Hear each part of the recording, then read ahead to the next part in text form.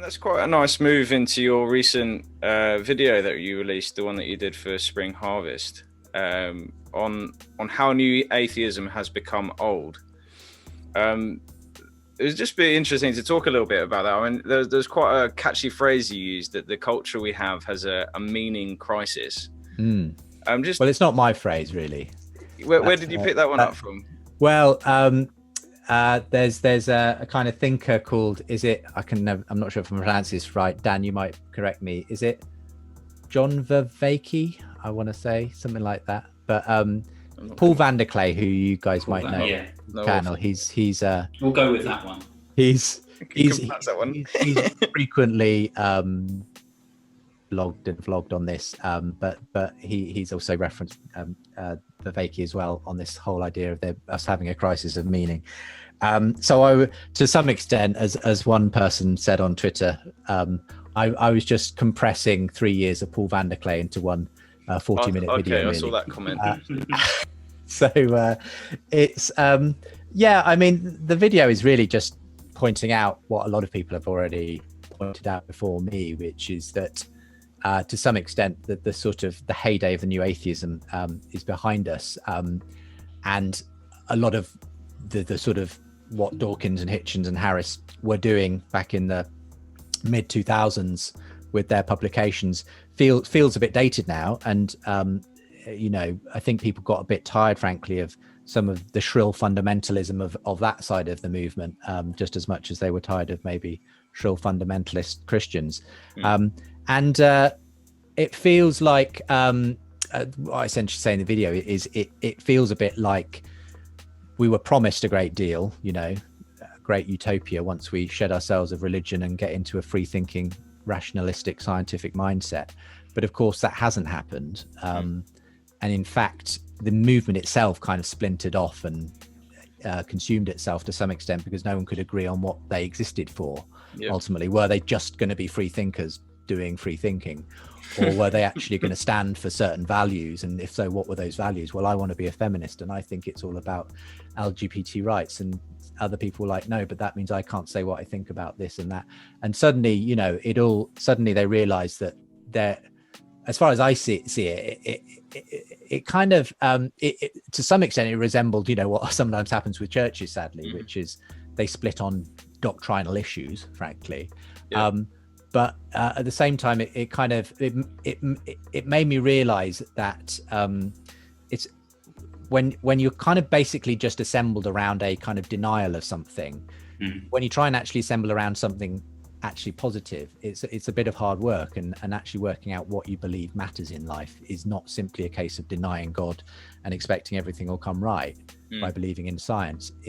Science is great at describing the laws of nature. It's not really good at describing how you should live your life, unfortunately.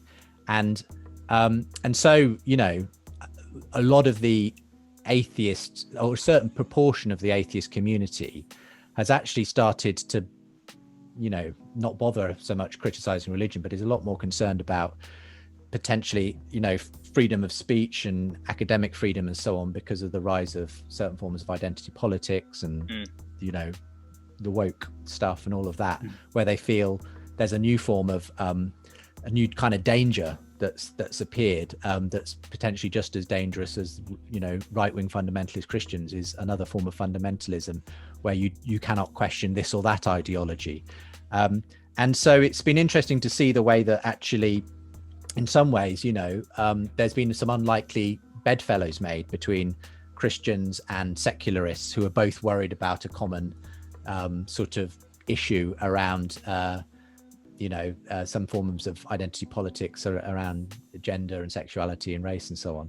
And I've increasingly seen Unbelievable kind of pick up some of those cultural conversations through some of the most well-known critics of it, Jordan Peterson and others.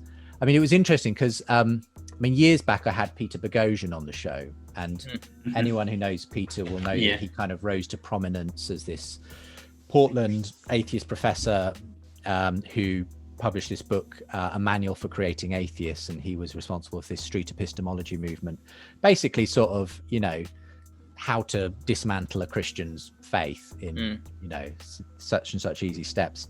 And I had him on the show with Tim McGrew, as I say, quite a long time ago. Remember that show? Now. Great show. Yeah. Really, really good show.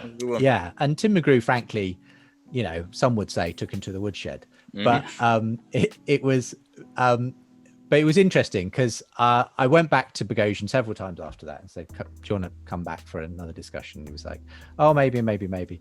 And then eventually, a couple of years ago, almost exactly 2 years ago, I approached him because I was going to be doing an event in Portland for an Unbelievable conference we were doing in Oregon. And I was looking for an atheist guest to come on to have a discussion with Sean McDowell on stage. And I reached out to Peter and he said, very kind of you to ask me, but actually I'm kind of done with the whole critiquing religion thing. My focus is now actually the progressive left, which I think has just gone. And it was at that time, though he hadn't sort of formally released it yet, that he was working on this whole sort of spoof parody academic research, posing to be some kind of serious paper, but just using all these ridiculous terminology to kind of send up the whole the way that he believes academia has gone in this ridiculous direction. And so it was interesting to see all that come out shortly after that, and him to actually say to me, I'm actually far more in tune with a lot of your side now than I actually was, and that he just saw it as pointless actually kind of critiquing religion any longer, because he thought, because I think it's funny because even people like Bogosian, who was incredibly anti-religion in his writings, who have basically said, no, actually I've realized that Christianity, I may not agree with it, but actually it's got more going for it than some of these other worldviews that I'm seeing emerge. It's just an extraordinary turnaround. And I think you see that with the number of other secular thinkers who are no longer getting upset with Christianity, but realize actually the Judeo-Christian foundations that my secular culture is basically built on, we're in danger of actually undermining those foundations, and maybe Christianity wasn't such a bad thing. I may not believe it, but actually it gave us the ability to have academic freedom and these institutions of learning and so on. And there's a lot of concern that that's all being undermined suddenly when you basically take away the foundations. And that's exactly the kind of thing that Peterson and Murray and Holland and others have been sort of saying in so many words in various places. So it's just been an interesting way in which that conversation has moved on, and people seem less interested, at least in the public sphere, with just bashing Christianity, and more interested in actually looking at the bigger picture and the way Christianity has shaped the world, and that we throw the baby out with the bathwater potentially to our own danger.